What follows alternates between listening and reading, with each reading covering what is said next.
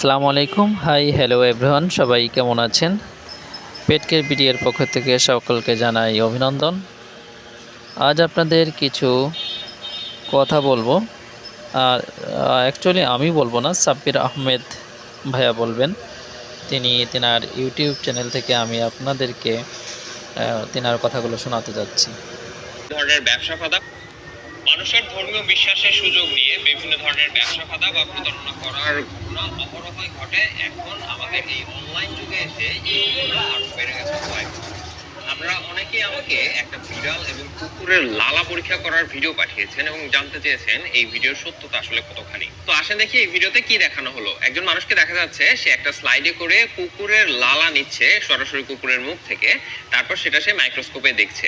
এইখানে দেখা গেল প্রথম একটা অংশে আমরা কিছুই দেখতে পেলাম না, এরপর যখন বড় করে দেখানো হলো তখন আমরা অনেক ব্যাকটেরিয়া দেখতে পেলাম। এরপরে একইভাবে একটা বিড়ালের মুখ থেকে স্যাম্পল সংগ্রহ করলো এবং সেটা মাইক্রোস্কোপে দেখালো, কিন্তু এইখানে আমরা আর কোনো ব্যাকটেরিয়া বা জীবাণু কিছুই দেখলাম না।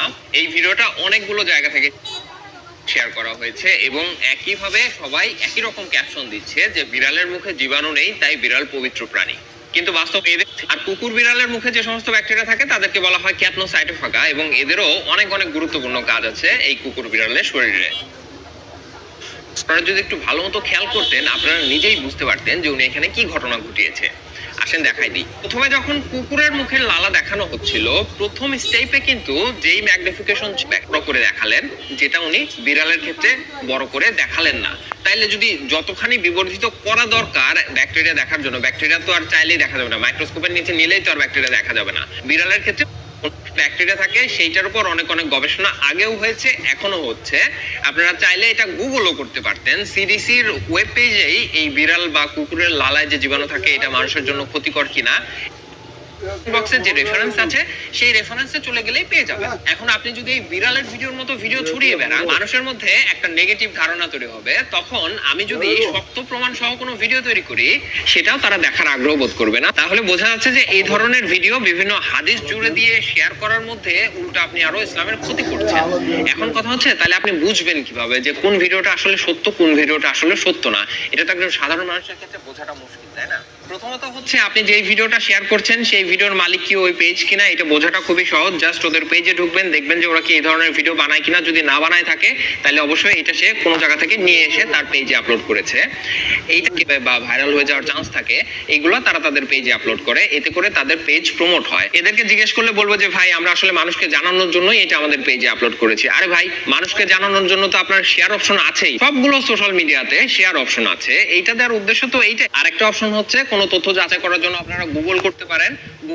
র্যাবিস ভাইরাস একজন মানুষের শরীরে প্রবেশের পরে যদি ওই মানুষটার শরীরে উপসর্গ দেখা দেয়া শুরু হয়ে যায় তাহলে মৃত্যু মোটামুটি নিশ্চিত। তাই বাঁচতে হলে ব্যবস্থা নিতে হবে উপসর্গ দেখা দেওয়ার আগেই। সোশ্যাল মিডিয়াতে বেশ কিছুদিন যাবত র্যাবিস ভাইরাস আক্রান্ত হওয়ার নিউজ দেখা যাচ্ছে কিছু ভিডিও ফুটেজ। এই মানুষগুলো খুবই অস্বাভাবিক আচরণ করছেন, তারা পানি দেখে ভয় পাচ্ছেন, কেউ কেউ হাত পা ছোড়াছুড়ি করছেন, তাদের মধ্যে গ্যাগ রিফ্লেক্স হচ্ছে। এরা সবাই র্যাবিস ভাইরাস দ্বারা আক্রান্ত। হয়তো কোনো বিড়াল বা কুকুর অথবা অন্য কোনো র্যাবিস ভাইরাস বহনকারী প্রাণীর কামড় থেকে তাদের শরীরে প্রবেশ করেছে এই ভাইরাস। তবে ভয়ের কিছু নেই, কোনো বিড়াল বা কুকুর কামড় দিলেই যে একজন মানুষের শরীরে র্যাবিস ভাইরাস প্রবেশ করবে বিষয়টা এরকম না। ওই প্রাণীর শরীরে যদি আগে থেকে র্যাবিস ভাইরাস থেকে থাকে এবং সেটা সিমটোম্যাটিক পর্যায়ে চলে গিয়ে থাকে, ওই সময় যদি ওই প্রাণী একজন মানুষকে কামড় দেয়, তখনই শুধুমাত্র ওই প্রাণীর লালার মাধ্যমে ভাইরাসটা মানুষের শরীরে যেতে পারবে। আর কোনো প্রাণীর কামড় থেকে এই ভাইরাস যদি মানুষের শরীরে প্রবেশ করেও তার মানে এই না যে ওই মানুষটা সাথে সাথে মারা যাবে।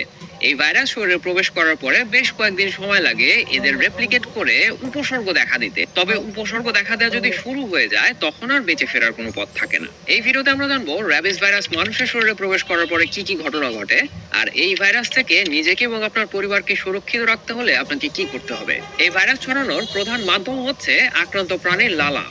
র্যাবিস ভাইরাস আক্রান্ত কোনো প্রাণী, যেরকম বিড়াল বা কুকুর, যদি আপনাকে কামড় দেয় অথবা তারা আপনার কোথাও জখম করে যেখানে তাদের লালা ঝরে পড়ে, অথবা ধরেন আপনার আগে থেকেই কোনো একটা ক্ষত বা জখম ছিল যেখানে এই র্যাবিস ভাইরাস আক্রান্ত কোনো প্রাণীর লালা প্রবেশ করলো,